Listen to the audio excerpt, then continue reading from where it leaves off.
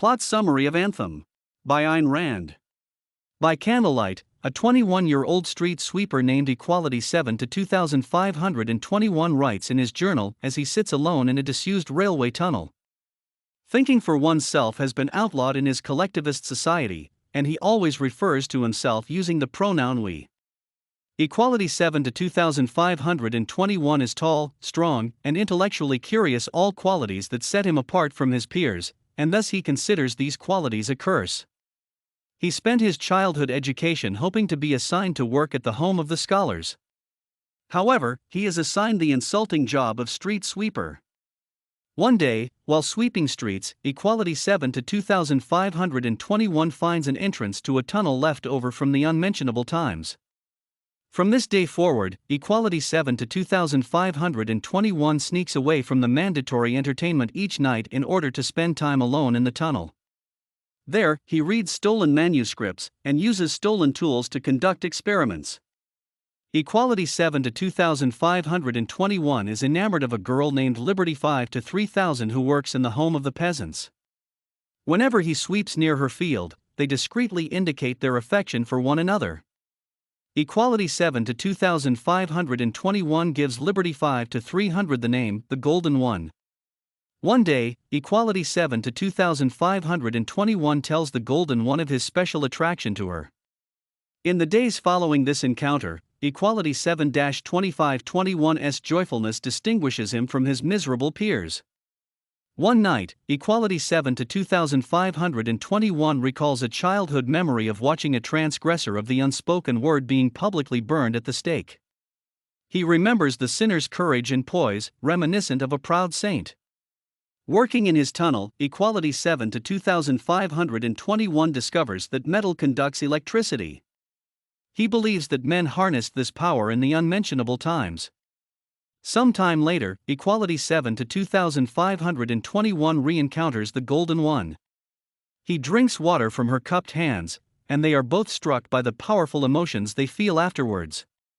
Equality 7 to 2521 uses his new knowledge to create a light bulb. He sees its usefulness for mankind and decides he will present it to the World Council of Scholars when they meet in his city. Caught up in his success, Equality 7 to 2521 forgets to return to the city theater on time. He is tortured, but refuses to disclose where he has spent time alone. Equality 7 to 2521 is then imprisoned, but escapes the day before the World Council of Scholars is due to meet. He prepares his invention to present to the council, confident that they will appreciate his accomplishment even if it arose out of sinfulness. However, Equality 7-2521's presentation before the World Council of Scholars does not go well. The scholars fear his invention and resent that Equality 7 to 2521 acted alone. They vow to punish him and destroy his invention for violating the principles of collectivism. Equality 7 to 2521 curses the scholars and escapes through a window, cradling his invention in his arms. He runs to the Uncharted Forest, and after a day, he is charmed by his newfound solitary life.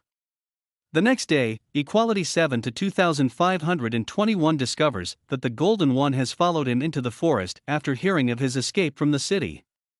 She promises her devotion to him, and the two walk together for days. Equality 7 to 2521 ponders how this solitude could possibly be a corrupting force. Equality 7 to 2521 and the Golden One find a house in the mountains, abandoned since the unmentionable times. Inside, they find artifacts like mirrors and manuscripts. That night, Equality 7 to 2521 stays up reading the texts and discovers the unspeakable word. Now writing in first person, he concludes that his own happiness is the only purpose of his life. From his readings, Equality 7 to 2521 chooses a new name for himself, Prometheus, after the Greek mythological figure who stole fire from the gods to give to humans. He gives the Golden One the name Gaea. In time, Gaea becomes pregnant, and Prometheus explains that he will begin a new society of egotists, recruiting new members from his former city. The worship of the word we, he realizes, is the reason that the accomplishments of the unmentionable times were undone by the collectivists. He recognizes the heroic struggle of people like the transgressor of the unspeakable word and vows to continue their mission.